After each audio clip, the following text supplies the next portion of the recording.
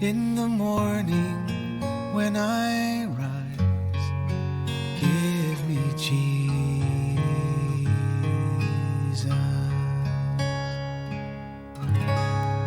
Good morning. So are you a believing believer? See, I believe the Christian world is just full of unbelieving believers.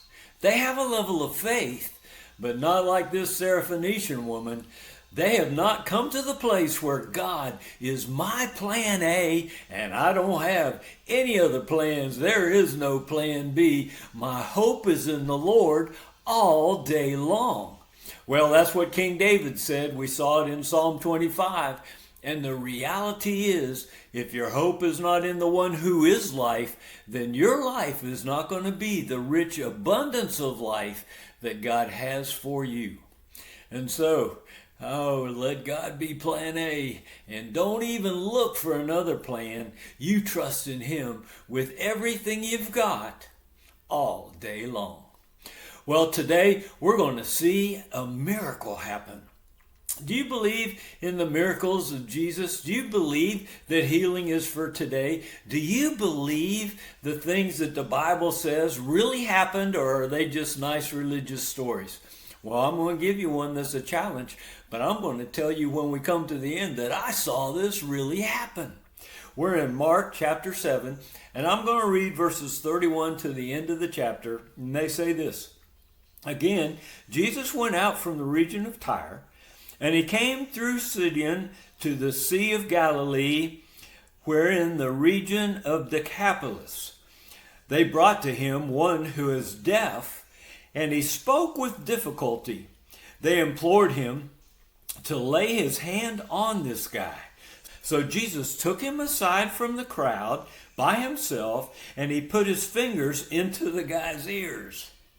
And after spitting, he touched his tongue with the saliva. And looking up to heaven with a deep sigh, he said to him, Epaphra, that is, be opened.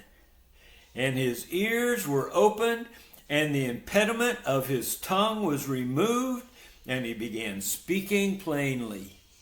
Well, Jesus gave them orders not to tell anyone, but the more he ordered them, the more widely they continued to proclaim it.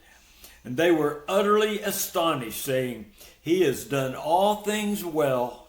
He makes even the deaf to hear and the mute to speak. Well, I tell you, I've seen this. One day, Cheryl and I were ministering at the prisons, and we had a guy come in for a spiritual advisor visit, and he was about to get out of prison, and we thought he just wanted us to pray over him as he was leaving. Well, not so. As it turned out, he was deaf in one ear 100% and in the other ear 60%. He could hardly hear, so much so that when he talked to any family, he had to have a special keyboard because he could not hear on the regular telephone. The keyboard would print out what the other person was saying, and he would type in his responses. Well, he asked us to pray for him to be able to hear. And so, as we were praying, the Lord told Cheryl, if you will spit on your fingers and stick them in his ears, I'll heal him. Cheryl said, I'm not going to do that. That's rude. And Jesus said, well, if you will, I'll heal him. Now, I don't understand that conversation from God, but that's what he said. And so Cheryl asked the guy, do you want me to do that? And he said, sure, no problem. And so Cheryl put fingers in her mouth, got them wet, and stuck them in his ears. And I'm telling you, folks, God healed his ears. Cheryl said, do you hear me? And he said, yeah, I do. And then she went in the other room and said in just a normal voice, not loud at all, do you hear me? And he did. And he said, yes, with great joy. And I will tell you, soon after he got out of prison, and he called us not on a typewriter phone, he called us on a regular phone because he could hear just fine. God is really God, folks, and he's God today just like he was back then. Be a believing believer. Put your hope in the Lord. 100%. Plan A. No plan B. I trust you, God, with everything in my life. You come to that place and look out, you're going to see miracles. Well, God bless you as you walk in the miracle of the love of God today. I look forward to being with you tomorrow. We'll start chapter 8 in Mark. I'll see you then. Give me Jesus. Give me Jesus.